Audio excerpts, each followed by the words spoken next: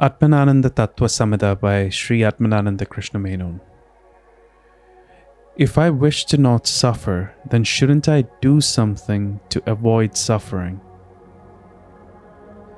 There isn't really anything for you to do to get out of suffering. The wisdom that this suffering doesn't belong to you will itself get you out of suffering without you having to do anything. That is all. If you have to do anything, if you have to remove it by effort, then the suffering will not leave you. Suffering lives in the resistance of it, and the effort ends up becoming its fuel. No effort is needed because the wisdom, the realization shows that you're not suffering, so you can never suffer. How can the truth, the true reality, suffer? How can the realization and the wisdom suffer? True realization doesn't come and go, and true wisdom doesn't come and go neither. It's always there, and it is you. That which disappears is always unreal. That which does not disappear is reality alone. The sense of I doesn't disappear at any moment in life. Your thoughts come and go, everything you see comes and goes. The things you do comes and goes as well. All of these things are limited by time and space, but the true reality is that which does not disappear, and that is the sense of I.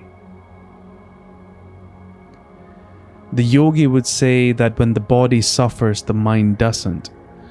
But for someone who's interested in the true reality, they say that both the mind and body suffers. But the true reality, which is what I am, never suffers. When you're a witness, you're not witnessing, you're not doing. But if you can be a witness, then you're looking at suffering with wisdom. As a witness, you're not a doer.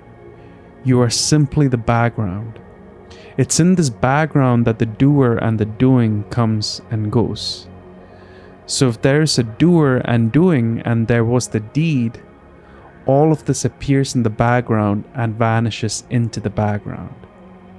They appear and disappear, but the background always remains. That which does not disappear at any moment of life is the true reality. Anything that comes and goes is not the true reality. As a witness, you cannot suffer. But when you explore your feelings, you'll see that these feelings rise in you. The you that was there before the feeling appeared, that is what you really are. Just before that feeling appeared, I was in my real nature, having no thoughts, no emotions, no feelings, no body, no mind, etc. Between two thoughts, I am in my real nature. Between two feelings, I am in my real nature. Between two mental activities, I am in my real nature. So everything arises in me, abides in me, and vanishes into me. So the material with which these thoughts are created with can only be myself. These feelings are created with me. So it is I that is present here as suffering, not in suffering, but as suffering, as happiness, as pain. And if this is the case, then there is no one else to suffer it. As a witness, you see these things do not suffer.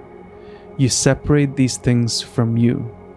But now when we begin to examine these things, you go into them, or you are yourself that. These feelings cannot be different from you. You are the feelings themselves. The fire cannot burn the fire, so suffering cannot suffer. When we go into it, the characteristics that make it suffering vanishes entirely. When you find yourself there as suffering, then where is suffering? It's only when we separate suffering from ourselves that we suffer. When you are that, can there be anyone else that suffers?